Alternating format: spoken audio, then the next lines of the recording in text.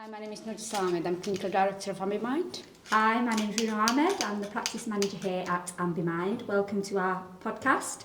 And today we have a special guest with us. I'll let him introduce himself, if that's okay with you. Yeah, that's all good. Thank you. Hi, so I'm Olly Dobson. I create content about men's mental health and social commentary, primarily on TikTok and Instagram. Okay. It's lovely to meet you. Yeah, it's a pleasure to be here.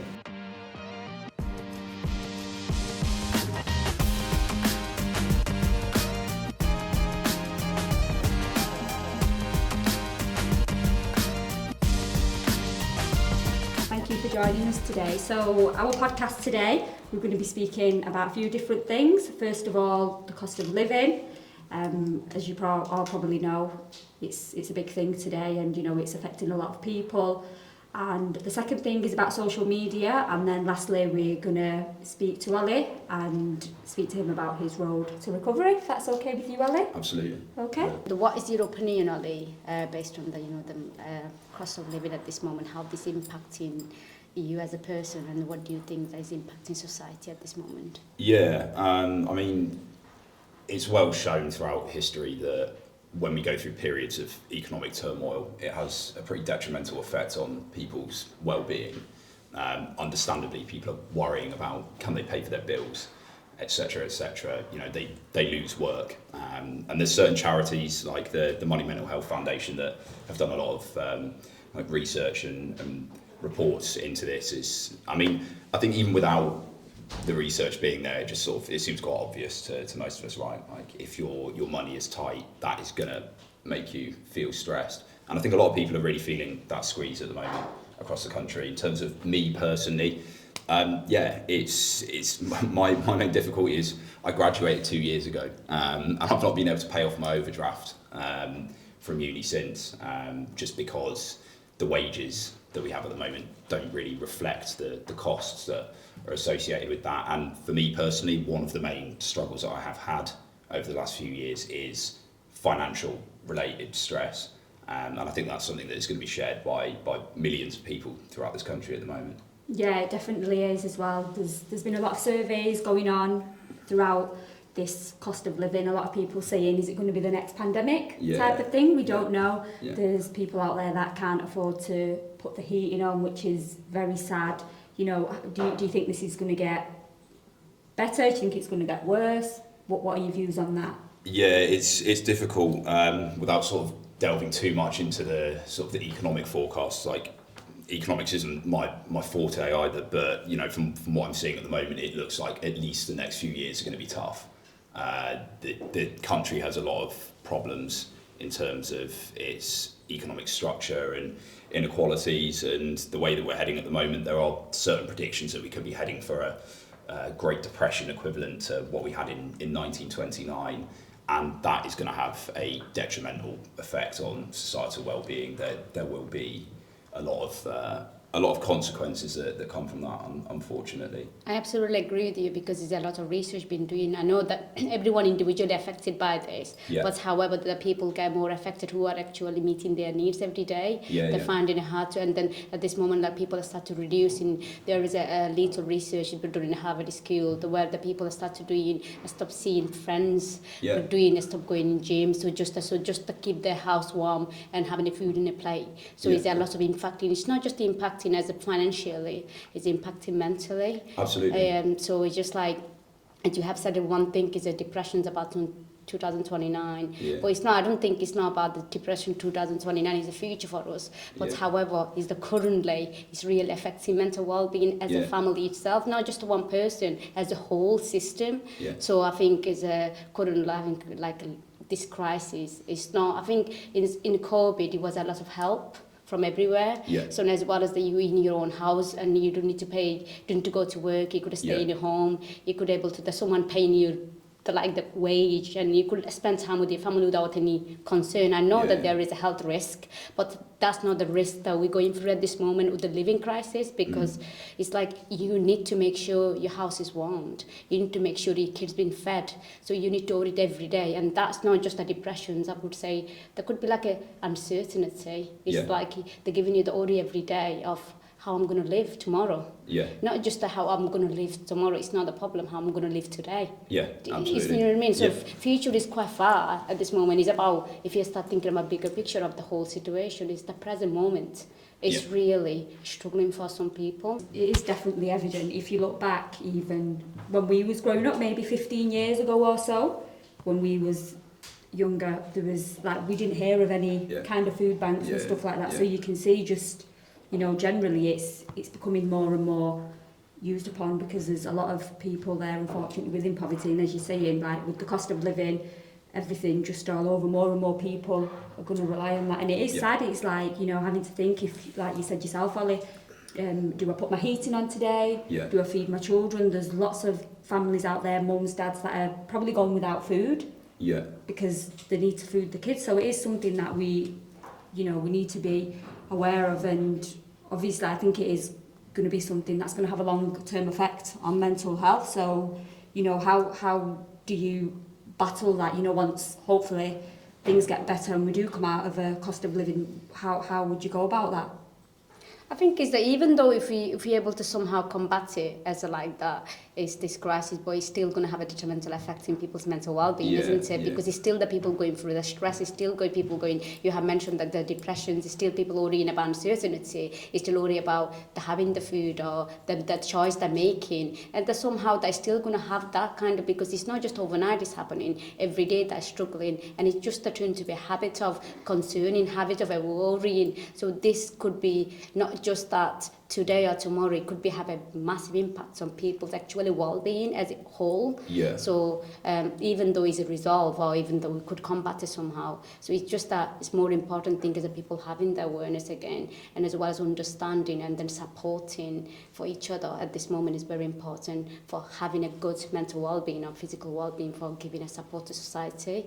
So that's my opinion towards it. It's spot on. I mean, the issue of security is fundamental to it. Like, we like to feel secure in what we're doing. Some people are okay with it, and they feel motivated by it, and the risk and that it gives them excitement. But for most people, it doesn't. They just want to know that they're going to have X amount of money coming in at the end of the week, and that they're going to be able to afford the necessities and maybe a little bit more. And as you mentioned earlier, with COVID, there was that certainty, because we had I've forgotten the name of it. What was it called? The government scheme when everyone got paid regardless. It's a fair law scheme. Yeah. So everyone had that, but that's sort of gone now. So we're back to where we were, where there isn't that security so much. And you know, some people they might become so mentally affected by that even after, when things do improve economically,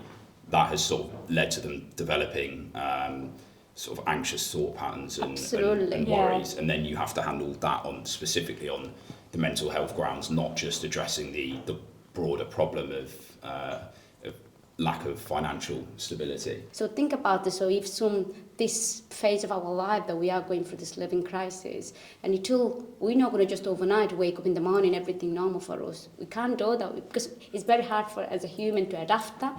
Because, like say, anxiety itself, back in the day, people living in try to survive from the animals and all this, so they have this anxiety, fight and flight response. So that is because it's triggering our brain as a human. We always have this anxiety. So when you go for exam or when you're going for a job interview, because that comes from there. Do you know what I mean? So it's just that we can't just forget about it, blink of eyes. We can't just say everything fine for us. So life doesn't work that way, isn't it? So we need to be realistic. Absolutely. You know what I mean? So that says a lot about, do you really able to recover that quick, even though maybe financially, but as a person, mentally and physically, I think it will be a little bit challenge. You've got to be realistic with these things, and this is something that I've been particularly vocal about recently on my social media in relation to anxiety. So you see a lot of products and services that will talk about anxiety as something that you can just cure, you can eradicate, you can fix it, because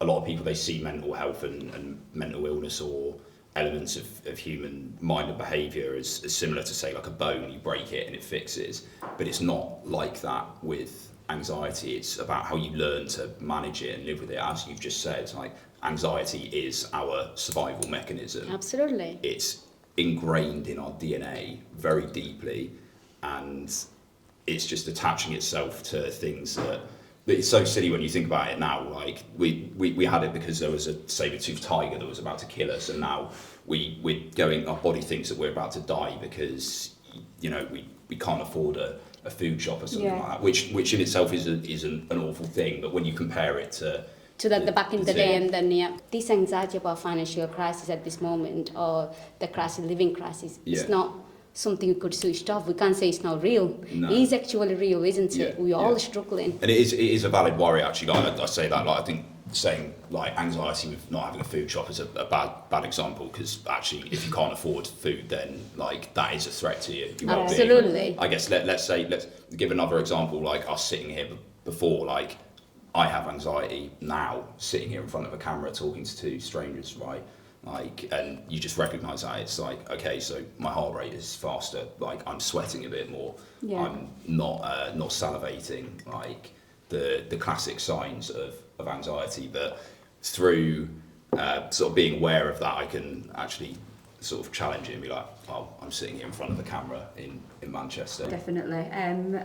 I know we've spoke about quite a few different things here with the financial crisis, cost of living, but I think one thing that is important, a lot of people out there have got mortgages, a lot of people in the room here have got mortgages, so, a lot of people's mortgages have gone up quite drastically, and, has it come to the point where, people are also thinking, oh, how am I going to pay my mortgage this month? And then also, have they had to cut things out of their life, day-to-day day-to-day things actually, for example, going to the gym. They're going to have to pay the mortgage first before they can pay for the gym membership, taking the children on day outs, family holidays. So that in itself, again, is another cause for concern for people. Mentally something that they might have been used to previous years, it's not going to be possible for the next few years. Yeah. Well, with that, it's eradicating the qualities of life, and stripping it down to the bare essentials, which is just a crap way to live, isn't it? Like you work, you cook, you eat. That's all you can do. Like we want to be able to go and do things, and unfortunately, a lot of things outside of that involve spending money, socialising often. Even going out with your friends, a lot of people won't even be able to do that because of this. That's exactly it. And I mean, it's on a different scale again. Like, this is what I saw in London very, very often with a lot of young graduates that go down there. London is all about spending money and going out and doing things. But if you don't have that money, which a lot of people don't because they're not paid enough, then you can't actually do anything, and you end up living depressively because you're in the house all the time and you're not really doing much. And then again, on a more severe scale, if you're cutting out things like gym, like it's important, we need to exercise, and sure, you can exercise outside of the gym, but like why should it be the case that you can't afford a gym membership? Like something as simple as exercising, and that's symbolic of the broader problem there, when you have people that are just living on the bare minimum in a country that is so affluent. We are one of the richest countries in the world, a major economy. Like, that is going to have a really detrimental effect on people's well-being. And that's what's scary, there can be more definitely done, but it's like you say, it's going to cause more problems for people's well-being, mentally, physically.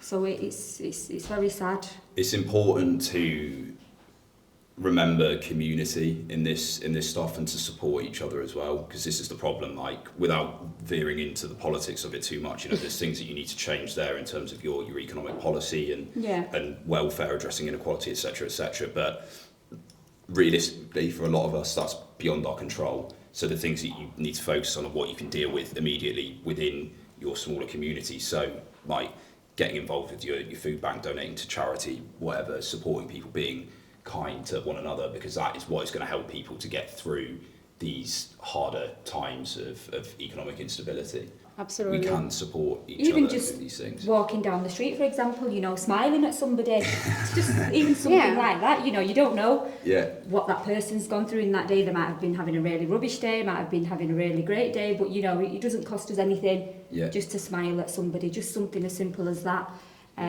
So we've discussed quite a lot there, I think, about the cost of living. Is there anything else you would like to add? No, I think I want to add that it's a two-way street, isn't it? Being act of kindness is two-way street. The person feel happy and you feel happy to yourself. So it's about being compassionate to yourself and compassionate to others is very important. Yeah, absolutely. Okay. Well, thank you both. We've covered the cost of living, financial crisis, social media. So, thank you for that. Yeah. You've both made really good points, and hopefully, we'll bring awareness to our viewers who are going to watch. So, you've been quite open with us there, and shared your experience, your journey that you've gone through. During that particular time, who did you turn to? Anyone for support? Was it family, friends? Did you find something specific that helped you get through it? Did you get therapy? I think that it was probably the development of IBS that really spurred on me then developing depression when I went to uni. Anyway, went through uni, depression got worse and worse. Generalised anxiety disorder came with it as well, so I got 2 diagnoses by the time I was 19. I started becoming severely depressed, and then in lockdown I got to a point where I wanted to kill myself. I'd written a note, I couldn't get out of bed. I was in bed for probably like 18 to 20 hours a day. Absolutely, like you have said something in there, and that was a huge good journey. But one of the things is a lot of compliment to you. You should be proud of yourself that you combat that journey. Like you said that you are in your lowest point at that time. Yeah. And you felt like that you want to kill yourself, and it must be very tough for you. Yeah. But you did it, so that's why you should be proud of yourself, Olly. Well, I think that is the end of our podcast. We've been here for quite a while, but no, we appreciate your time very much. Thank you for joining us today, Olly. Thank you very much for having me here. I know you had a bit of a disaster getting here. Yeah. Anyway, but you got here, so Yeah. thank you again, for joining us. Thank you for going through Yeah. the questions that we had, and thank you to Nurjis as well. Thank you, Olly, for answering all the questions. Yeah, no. Yeah. So, we'll see you all soon. Bye, guys.